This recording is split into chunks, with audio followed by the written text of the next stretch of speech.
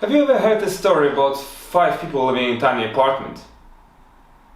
Well, there's a story that parents and 3 children were living in a small 10 square meter apartment, and they were suffering a lot because the space was too small to there was no enough room for this family. So the father decided to solve the problem. So he went to the smartest person in the village. He went to the priest for some advice, and the priest gave him advice: take a goat to your apartment. They did.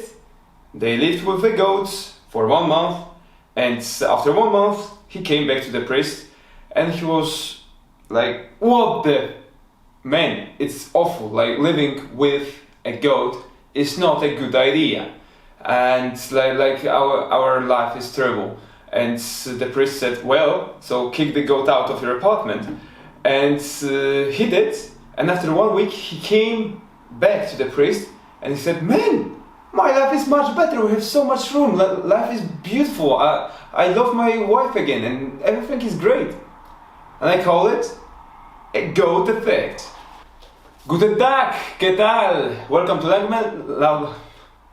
London, and today we're gonna talk about a story of my crisis with Norwegian. I was studying it since March, so it's already some 5 months already. And a few weeks ago I had a problem that I've seen all the films on Netflix that were in Norwegian. I was banned on NRK website, so I couldn't watch more series, and my tandem partner went for vacation, so I was totally cut out of my Norwegian supplies. So I stopped somehow learning Norwegian, but I have seen on Facebook there was post of a Chinese guy living in Poland. Hey, would you like to exchange Mandarin for Polish? And said like, yeah, I do, I want. So I did, and for 1 week, day by day, every day, I was learning Chinese for 1 hour, 2 hours a day. I was really focused on that, and I am really struggling with Chinese. It's Chinese. You have to learn new tones, new sounds, completely new vocabulary. There are no cognates with any European language.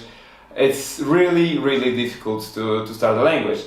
And then I went for a language exchange in Spanish for Norwegian, and I started to speak Norwegian after 2 weeks of total break and 1 week of Chinese.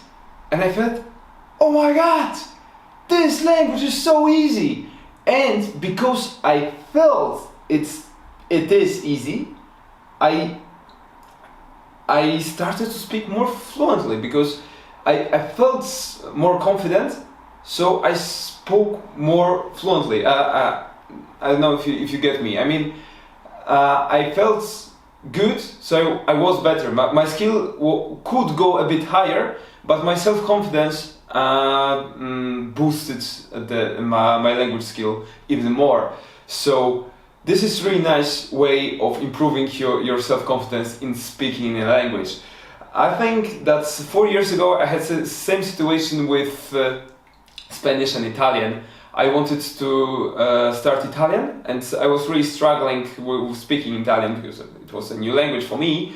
And when I was going back to speaking Spanish, I felt super strong, so super good in this language, even though I wasn't a fluent speaker back then. But I felt super confident in speaking Spanish, as I felt that it's much more easy than Italian, so I had no fear of speaking it.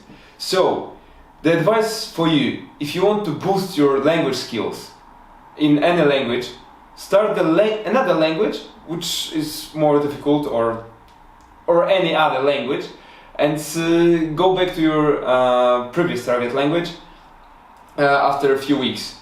You will see the difference, and you will feel more confident, you will speak more fluently, and you will feel just better.